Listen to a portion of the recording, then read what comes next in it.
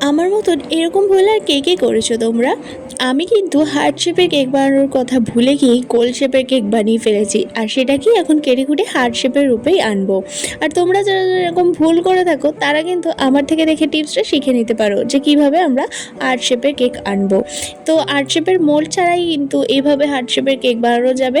ঠিক এইভাবে মাঝখান থেকে একটা প্লাস চিহ্নর মতো করে সাইড দুটো কেটে আর উপর থেকে জুড়ে দিতে হবে। আর পুরোপুরি প্রপার রূপ দেওয়ার জন্য মাঝখান থেকেও এইভাবে কেটে নিতে হবে। এই কেকটা আমার এগলেস কেক ছিল, তোমরা হাইটটা দেখে বুঝতেই পারছো। আর এর আগেও আমি একটা ভিডিওতে তোমাদের দেখিয়েছিলাম যে এগলেস কেকের হাইটটা কতটা হয়।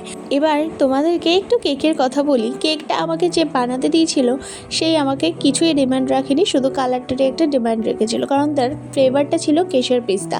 আর কেশর পিস্তার মতন সুন্দর একটা গ্রিন কালারের তার প্রয়োজন ছিল, আর আমি সেই মতন কালারটা বানিয়েছিলাম।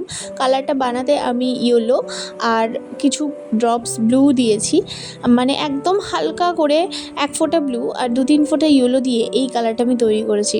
কালারটা কেমন হয়েছে অবশ্যই জানিও। কালারটা কিন্তু সামনে থেকে দেখতে অপূর্ব সুন্দর লাগছিল। এরপর আমি কেকের মধ্যে কিছু ফ্লাওয়ার দিয়েছি, আর্টিফিশিয়াল ফ্লাওয়ার ছিল মানে ছবিটার মধ্যে, আর আমি দিয়েছিলাম ক্রিমেরি ফ্লাওয়ার পুরোটা। তবে সে আমাকে এইটাই রিভিউ দিয়েছিল যে তার পাঠানো কেকের থেকে এই ক্রিমের ফ্লেভারগুলো দিয়ে যেন কেকটা বেশি ভালো লাগছে। আর এরকম একটা রিভিউ পেয়ে কিন্তু সত্যিই খুব খুশি হয়ে গেছি।